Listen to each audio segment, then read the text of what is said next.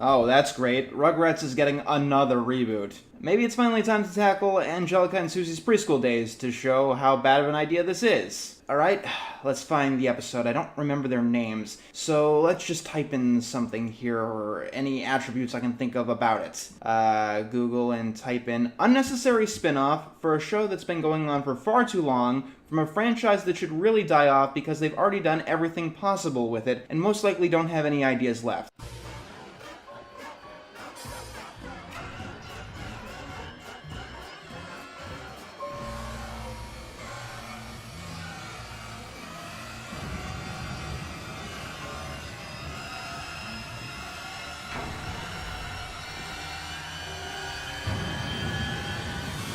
On second thought, this is more important. Yay, I'm finally doing something from Total Drama. Since near the beginning, people have been requesting me to do a review from the Total Drama series. And I always said no, because the show goes against my style in a variety of ways. The Total Drama series was one of the few Western cartoons that told an ongoing narrative, and reviewing one random episode from it would be like reviewing one chapter out of a book. On top of that, a lot of what I criticize things for worked on the Total Drama series. Like, a lot of people selected specific episodes where a character did something awful, like in one episode Harold fills a ballot box and gets another member of the show, Courtney, kicked off. These characters largely were not portrayed as the best kind of people, and they were all desperate to win a cash prize. Many of the episodes had a fair share of gross out, but considering it was trying to ape reality television, which has a lot of shows like Fear Factor, it felt in place. So I just never really felt interested in reviewing a Total Drama episode. It just didn't feel right. And eventually I fell out of the series altogether and tried to forget about it. My opinion on the franchise as a whole, I watched the first 3 seasons. And the first one was really the only one that had any magic to me. The second season felt like a very bare-bones rehash. And the third one was actually surprisingly okay, despite it being a musical season for no real reason at all. Like, not even an in-universe. Chris, the host, just wants everyone to burst into song at one random point in the episode because... A lot of the reason that I did watch and like the original season was because I really liked Survivor-type shows, and most people seem to back in that era. So the concept was intriguing. And oh yeah, Cartoon Network was so bad at making cartoons in the late 2000s that the only good things on the network was imported from another country. I stand by the first season of Total Drama being good, even to this day. However, despite me liking it, I am really surprised that it went on for more than 2 seasons. I'm exceptionally surprised that it's still going on over a decade later. I mean, look at all of this. Total Drama Island, Total Drama Action, Total Drama World Tour, Revenge of the Island, Redonkulous Race, which is apparently a spin-off and not a main season for some reason. It's just fucking insane. And for what? If there was any franchise past its shelf life, it would be the Total Drama series. Much of that is because, well, it was never meant to have much of a shelf life to begin with. Here's how the show would work back in its inception. Over 20 teen stereotypes would come to a summer camp island and compete to win $1 million. And the show would parody many trappings of your typical reality television show. Chris, the host, was a jackass who didn't care about any of the contestants and would make up stupid rules on the spot. At the end of each episode, the losing team would vote off one of their team members. Now, shows like Survivor, which Total Drama Island parodied, they have their longevity because they're able to bring in a new cast with new personalities every single season, to the point where bringing back previous contestants was always a surprise special season. Total Drama did not have that luxury. For one, it takes actual work to come up with new characters for an animated series. If you want to find a contestant for a reality television series, just hold auditions. But secondly, it wasn't really a criticism when I said that the characters on the show were teen stereotypes. They were teen stereotypes by design. Every single one of them were designed to be the embodiment of said stereotype. So, if a second season of Total Drama brought forth another delinquent stereotype, that character would act a bit too much like Duncan. If they brought forth another fat kid stereotype, he'd act a bit like Owen. I mean, they could have picked new stereotypes, but the first season had over 20 of them, so you'd be plunging the bottom of the barrel very quickly. They could abandon the stereotype thing altogether, but once again, that takes hard work, and it kind of takes away from some of what makes Total Drama Island unique. In the end, in the second season, they didn't add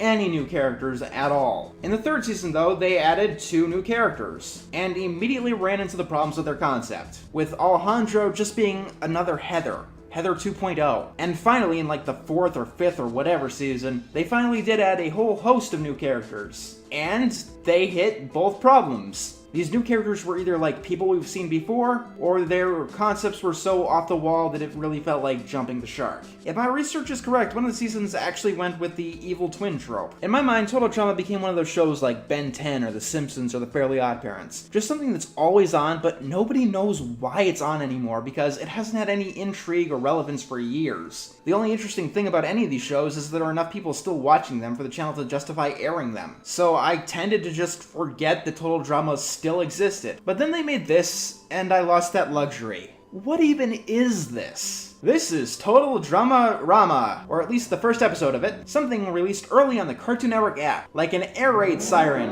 or a warning shot to let you know that shit's going down. Total Dramarama is a baby spin-off, one with a stupid title that makes no sense. Yeah, you remember baby spin-offs, don't you? They were very popular back in the 90s, where people would take franchises, some of which hadn't been relevant for years and years, and then they make all of the characters little kids or even babies and cut off any edge, telling the same cookie-cutter stories that you'd see in any other baby spin-offs. We all collectively decided that this genre of show was a horrible idea that badly watered down the original property. For example, you go from Looney Tunes to Baby Looney Tunes, where these once funny cartoons are all learning lessons about friendship in a daycare because why not? I mean, there is a right way to do a baby spin-off.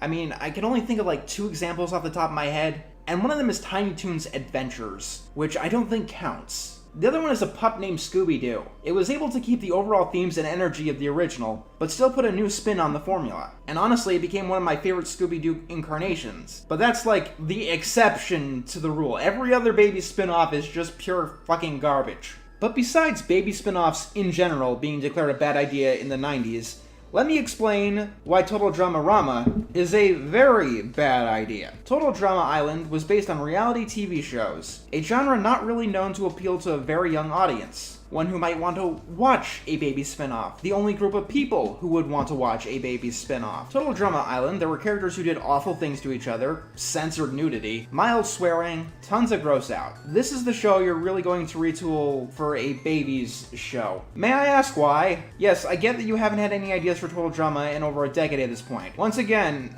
I ask, why is this the franchise that you want to retool as a baby show? You know what? Maybe it's like a parody or something. Maybe they want to do for baby shows what they did for reality TV. Not entirely sure why, since this genre hasn't been relevant in over 2 decades, but what the hell? What does the theme song say?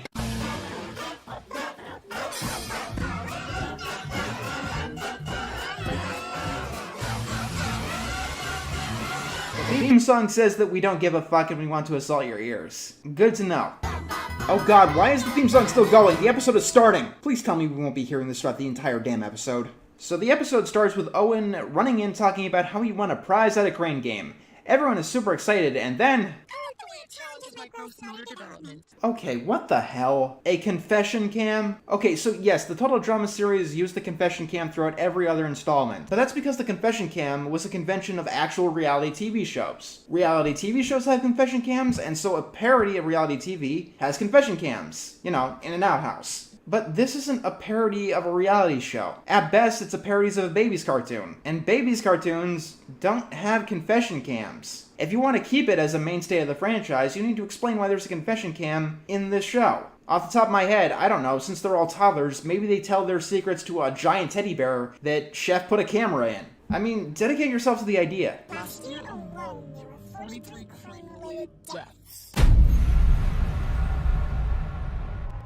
Wait, that's Gwen? Like, what the hell? I mean, she was technically the goth stereotype, but beyond appearances, she never really acted all doom and gloom, and many times she could be quite cheerful. All of the other characters in Total Dramarama act like their teen self for the most part, but why change her up so thoroughly when she's not even really a main character in the episode? And on top of that, why change her to be even more cliche? Gwen was one of the few characters who broke out of their stereotype, and you're throwing her back in even harsher without an explanation. Why? Especially when Lucy from Loud House does this even better. We then learn that Chef confiscates toys from home, and Owen has a dilemma that takes far too long because we need to throw in confession cams, reiterating what we can plainly see, or what we already know about these characters. So Owen bounces the ball, and then Chef catches it. Okay, why is Chef the daycare owner? Chris is the host of the Total Drama series. Wouldn't he be the daycare owner, and Chef would be, you know, the chef? And yes, I know that Chris would be absolute shit at running a daycare, but so would Chef. The joke here is that they made someone who should never be a daycare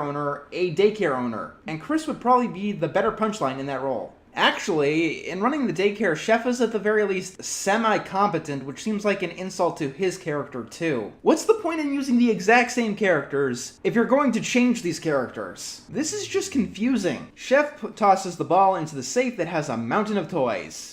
I hope you learned something from this. Respect for other people's property is totally optional. So then slapstick happens and Izzy makes some expressions that are there to remind you that even though this franchise is over a decade old, they're not going to spend a cent to upgrade the animation budget. Also, one thing that really bugs me, why is Duncan's voice so different from his teenage self? I mean, yes, I know puberty and all that, but Owen's voice is largely unchanged. Noah's seems like a little bit pitched up, but Duncan's isn't anything close to his teenage self. Not helping is that it really doesn't fit. It sounds like a pitched up Johnny Test. What about the rectal scan?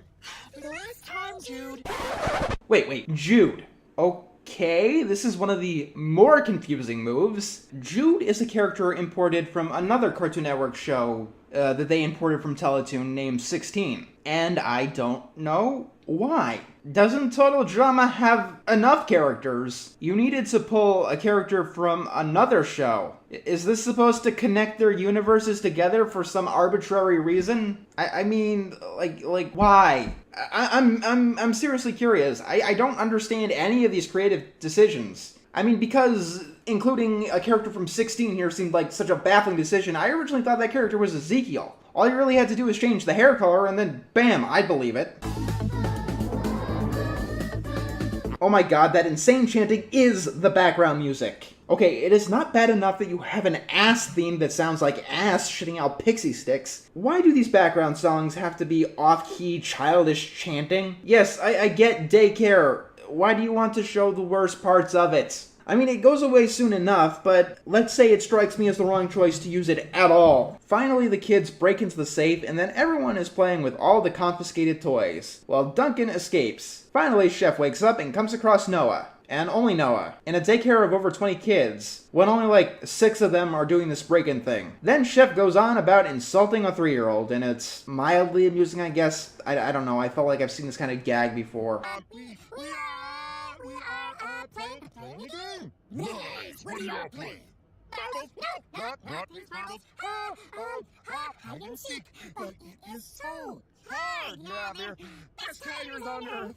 Don't be so hard on yourself, Noah. You're bad at lots of things. Wait, I didn't mean it like that. I know. Let's make a list. We'll put a gold star for all the things you're good at, and a sad cat sticker for what you're bad at. Things you're good at.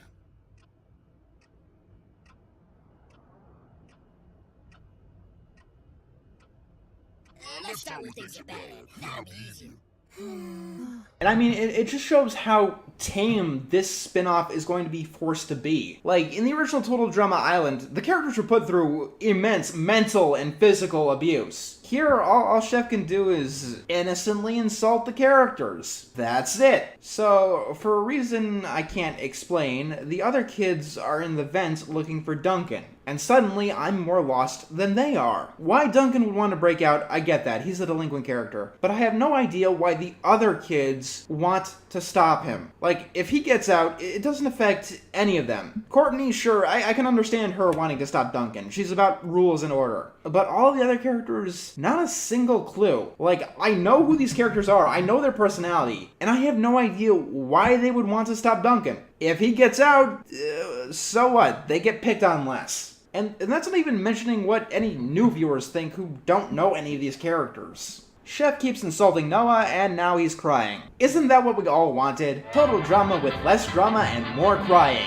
Meanwhile, Owen smells pizza. And then everyone falls out of the vent because I don't give a shit. Then the ball bounces and breaks everything and the episode ends. I still don't know what the hell this is, even though I just watched it. Most people seem to assume that this is like a parody of a Baby spin-off, and that's what my expectations were going in, but there's like no commentary. There's no gags about it being a Baby spin-off. When you're doing a parody, you need to change up the context of the cliches, or else you end up playing them straight. And to tell you the truth, this is as boring as any other Baby spinoff. Except even worse, I guess. These are character archetypes that I've seen a million times before. I mean, give Baby Looney Tunes some credit.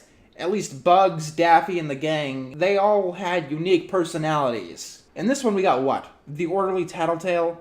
The kid who gets into trouble? The wild child? The fat kid who falls a lot? You can get away with these kind of characters and stereotypes when the scenario of the show is interesting. I mean, I had never seen these teen stereotypes in a Survivor setting before. When you take those exact same character types and throw them in a daycare, well, it's characters that I've seen before in a place that I've seen before. Also, why the fuck is Jude in this?